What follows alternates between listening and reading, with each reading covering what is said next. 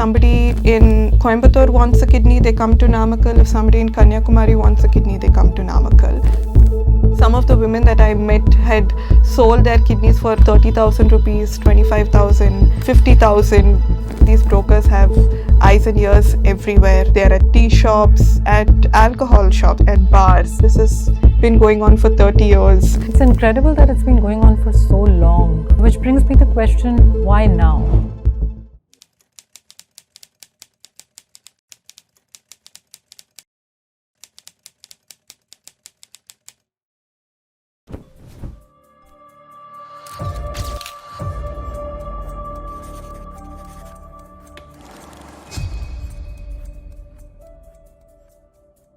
Kidney donation in exchange of money is illegal in India, but it's an open secret that patients requiring transplants, if they can afford it, buy kidneys from those desperate for money. Now imagine a town full of such desperate people, where everyone knows someone who sold a kidney. In some families, more than one person has sold a kidney. Such a town exists. And my talented colleague Johanna Deeksha has spent days interviewing its residents to understand the desperation that fuels this illegal organ trade and the toll it's taken on them. Hi Johanna, welcome to True Story. How did you stumble upon this? So I'd come across a couple of news reports about a kidney racket in the district of Namakkal, which is in Tamil Nadu. The stories basically talked about how the police had launched an investigation into the kidney racket and made a couple of arrests. But some stories also indicated that it seemed like there were quite a large number of women, large number of people, but predominantly women, about 25 or so. And that kind of caught my attention. I thought it was kind of strange that so many women had sold their kidneys. So I decided it would make sense for me to kind of go down to Namakkal and see what was really happening on the ground. I remember when you first pitched the story, I wasn't entirely sure about it. It's unfortunate, but kidney rackets are all too common in India, and I wasn't really convinced that this story would be different from the ones that we have done in the past. But what blew my mind was the sheer scale of it, of what you found. Yeah, actually, I think the first thing that kind of set me off is I was talking to a local journalist who said, you know, this is first of all a fact that's been known for ages. He said this is not new. It was almost kind of humorous to him that I was thinking of doing a story. He said, you know, if somebody in Coimbatore wants a kidney, they come to Namakkal. If somebody in Kanyakumari wants a kidney, they come to Namakkal. Everybody just knows that if they're willing to indulge in illegal means to get an organ, then this is the place to come to. And then when I got there, I met the activist on the ground who had kind of been tracking the number of people who had sold their kidneys. And I think he gave me, I thought he was going to give me a small list of numbers, but he ended up giving me a little notebook with about 76, I think around 86 names. And he said, you know, all of these people have sold their kidneys. And he also seemed to be very nonchalant about it. He said, oh, this is known, this is been going on for 30 years. I don't know what the interest in the story is now, but we've known about it forever. And while I was sitting in this person's office, and you know, I was just asking him, I said, can you maybe arrange some meetings? And this random woman just kind of was walking across the road. And he said, oh, see, that woman has given her kidney. Maybe you can ask her. And then 2 minutes later, some other woman walked the same road, and he said, you know, she's not given, but her daughter's given.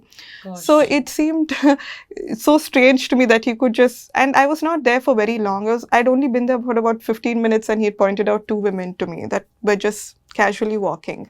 Yeah. In fact, I remember that your story that you sent in, it opened with the description of you walking around the town and seeing a man with a scar. Yeah. Which indicated that he was a kidney donor. Yeah. So the first woman that he pointed out to me, he told her, take her to your village, you know. She wants to speak to people who've sold their kidneys. And so, yeah, we just took a couple of steps, and I could see this man from the opposite side, the same thing that you just described about I could, like, he was bare chested, he didn't have a shirt on, so I could see the scar on his stomach, and I could recognize it because the previous day I had already kind of met a couple of women and they wanted to show me their scars, so I knew what that was. And then just as soon as we entered the village, this lady would just stop at every other home and say, "There's a person here, there's a person here." There was a small group of, it was in the afternoon that I kind of visited. So even at that point of time, we managed to, it was the afternoon, so most of the houses were closed because people were working. But she was still able to point out to so many people and say, they've... And this woman who was your guide had sold a kidney very long ago. Yeah. She had sold a kidney, I think, about 25, 30 years ago. And then actually, interestingly, she said, "Oh, my son has also given his kidney." And that was interesting to me. So I said, "So you had, what was the reason behind it?" And of course, all of these people do it because they are heavily indebted. They have huge loans and huge interest rates, which is why they decide to sell their kidneys. It's incredible that it's been going on for so long. Which brings me to question, why now? Why is it that we are now discovering this? Why did it hit the headlines last year? So there was a young woman who was in her 30s who had sold her kidney rather a couple of years ago, I think in 2022. And she had been promised 8 lakh rupees and had only received about 4.5 lakhs. And I think she had waited a while to see if the money would come. And then when it finally did come, she decided to get help of the local activists and then file a complaint with the collector. What had happened? Why did she get half the money only? No idea. She doesn't, I spoke to this woman and she just said that they had initially given her the money and then they would just switch off their phones, which is apparently what most of the brokers in the area do, which is what all the women told me, that none of the women said they were given the entire amount, and often brokers switch off their phone. So there's no way for them to really get in touch with them because usually there's just one, they're just kind of coordinating with one person, and if that person is no more accessible, then they have no other way of getting the rest of the money back. Yeah.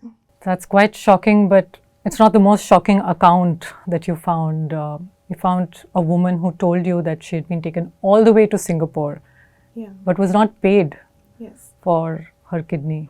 Yeah, this was a particularly heartbreaking story. This woman in 2016 had been approached by this trader person that she had known for very long, because she's a mill worker, and so she knew this textile trader who just casually asked her one day if she would be willing to give her kidney to somebody that he knew. And she told me that she had immediately refused. She got scared, she was worried. But she decided to consider it a few days later because she was neck deep in debt. She had 2 young girls that she needed to pay for their education, needed to get them married, and she wasn't getting much support from her husband. So she figured it might be something to kind of pull them out of this heavy financial distress.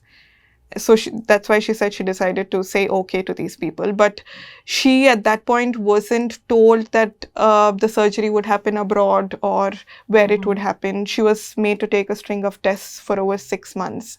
And after that, she was told that she'd have to go to Singapore. Now, this lady has hardly been out of Namakkal. She's just been a loom worker a mill worker all her life, and didn't really have an idea about it.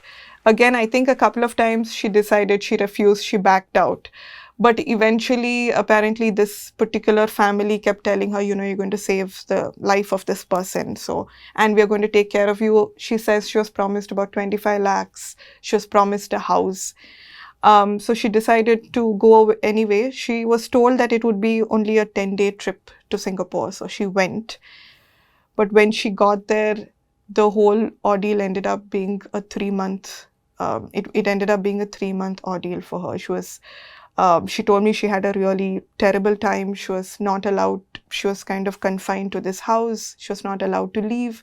She was not given a phone. She was kind of completely cut off from her family. And I think the 1 or 2 times that her family kind of got in touch with her, the family that had taken her there told her that they don't want her speaking to her daughter because they were scared she'd change her mind. They would just keep making excuses about why the surgery was not happening at that point of time and why it was getting delayed. Yeah, and eventually, after the surgery was done, she said she felt more isolated because apparently this particular family, after the surgery was done, completely isolated her, didn't help her in her recovery process, and then just told her to go back home. And they said they would come in a couple of days and give her the money. She came back because she's saying she was desperate to come back, so she didn't ask for any other details and just wanted to come home.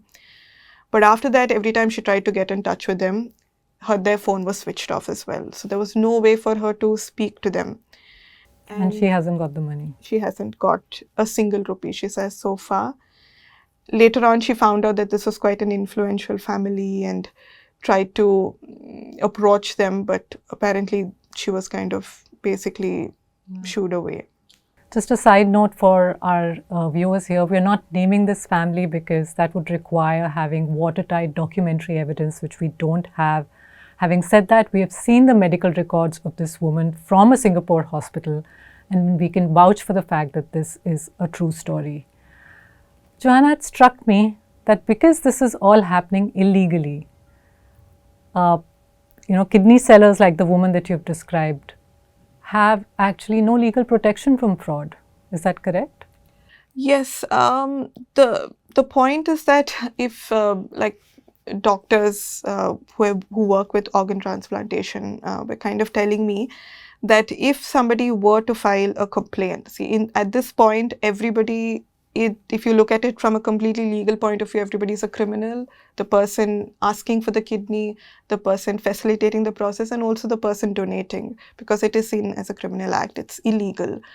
So often when people do go to court, apparently it doesn't really go anywhere, because at the most, maybe the judge is going to take some pity on the person who donated the organ and will urge the person who's requested the organ or bought the organ to pay them correctly.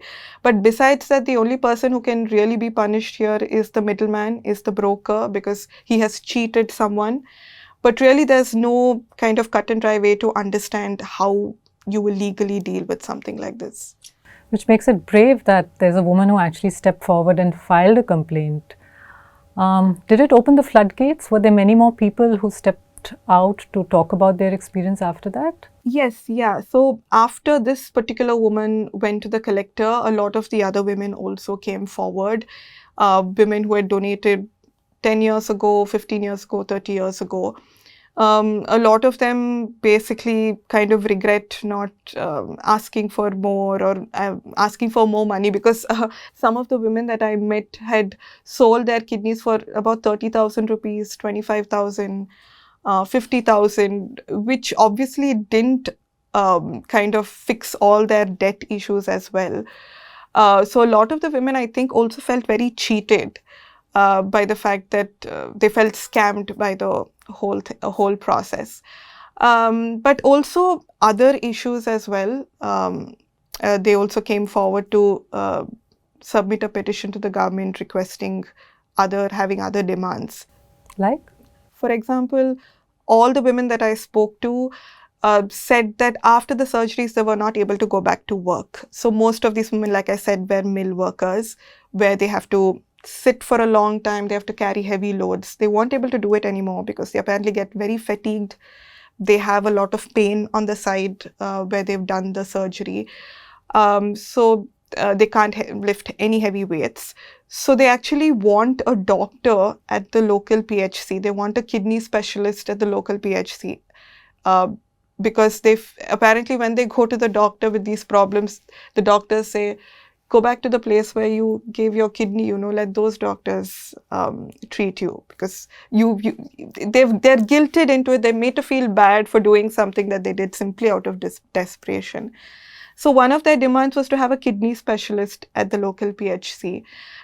Because they no longer can work, they want the government to give them some amount of money. I think they were asking about 5,000 rupees, a house, and basically also help them to kind of pay off their debts as well.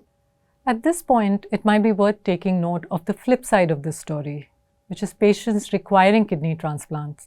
About 2 years ago, our colleague Tabassum Barnagarwala had done a detailed deep dive into the experiences of those requiring kidney transplants. Now, under the law, if you need a transplant, you have to source it from within your family. But many patients are unable to find a matching donor in their families. Their only option then is to wait for a donation from a cadaver, which is a person declared brain dead. Now that means a very long waiting period. Tabassum interviewed a woman who had been waiting 7 years for a kidney donation. That doesn't really have to be the case. If there's more awareness about organ donation and if hospitals set up better systems to persuade families of patients who are dying that their organs could be useful to other people, things would be much better. But alas, that's not the case. At the moment, from the data that Tabassum gathered, of the 100 donations that are being made in India, the 100 organ donations, only 18 are coming from brain dead people. Johanna, returning to your story, what initially surprised me was that this kidney racket was being reported from Tamil Nadu, which is one of the most prosperous states in the country. Of course, now thinking about it, it kind of makes sense that perhaps there are many more people in Tamil Nadu who can afford to buy kidneys. But the question is, why are so many people willing to sell their kidneys? Why in the small town of Tamil Nadu, you found so many people, so many families that have been ensnared in this? What local activists tell me is that Namakkal is quite a dry district in comparison to other parts of Tamil Nadu, and so not that much agriculture happens here. Their theory is that, even if you're in financial distress, if you have a small plot of land, you kind of manage. But most workers in Namakkal are industrial workers. They work in industries. Predominantly, the textile mill industry is a huge business there, and a lot of people have been working in these industries for years together. However, over the last few decades, there has been a slow decrease in these mills. A huge percentage have kind of shut down. Workers tell me that it's because of the cost of production. Apparently, cost of production in Tamil Nadu is higher than other states. So over the years, these women that I spoke to said they would work 6 days a week, 7 days a week and get a decent salary. That has changed. That has now reduced to 4 days and sometimes only 2 days. So they only have that daily wage. So on other days, they do have to find another job. They have no other choice. But the fact that, these women also told me that they would sometimes go into work and then they would be told there's no electricity today, so there's no work, or threads didn't come in, so there's no work. So it's become very unpredictable, so they don't really know where their money is coming from.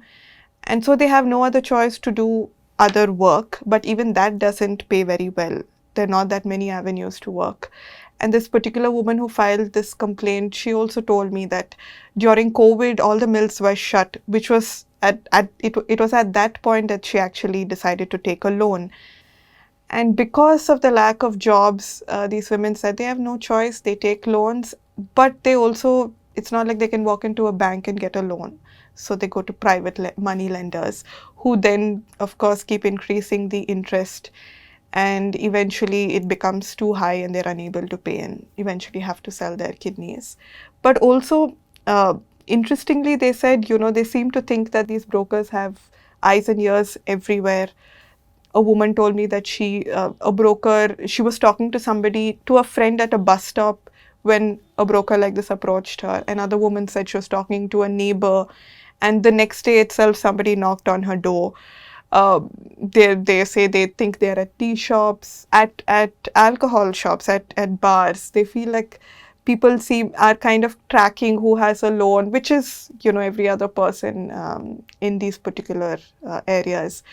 I think, that's eventually why when it's kind of offered to them, they decide to take it, even if it's not something they really wanted to do at the first place.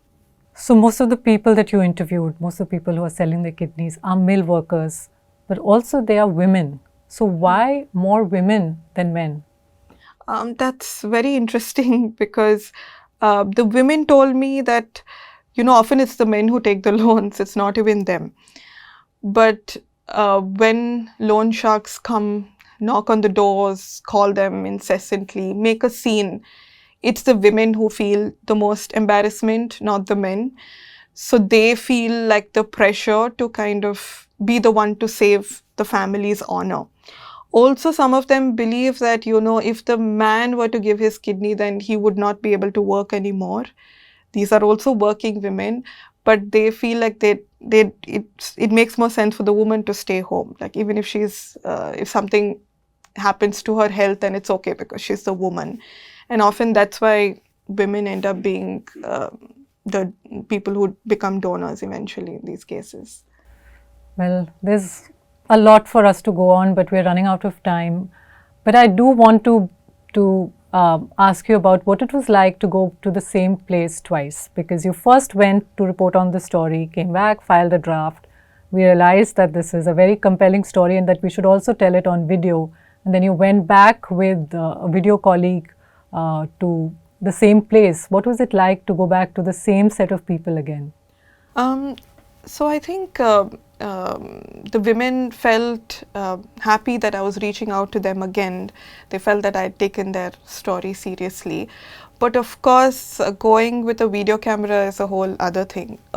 Like even the last time that I was there, sometimes there were I think one or two women who wanted to speak to me, but their husband spoke instead and said, we don't want them to talk. They spoke for them. And now, so going with a video would mean more attention, or something that the women don't really want. They don't want that much attention on their faces, on their identity, because also they feel a lot of shame and guilt and humiliation. The women said, we don't want you to come near our neighborhoods because people around the neighborhood, our neighbors, are going to see that, they probably have a vague idea that it is about the kidney donation, about the sale of the kidney, but they feel generally like people look down on them because they have taken this route. Like instead of working hard and paying off their loans, they chose the easier way, even though there's nothing easy about this at all. So there was a lot of shame and guilt attached to this whole process and even talking about it. But I think generally, though, the women were happy that I decided to go back and look at it once again. And it produced a very rich story. So thank you for all your work on that.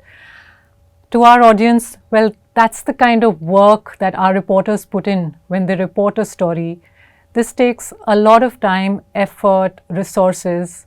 If you value the work that we're doing, if you want reporters like Johanna to continue doing these outstanding stories, then please support our newsroom. Information on how you can do that is in the description below. Thanks for watching.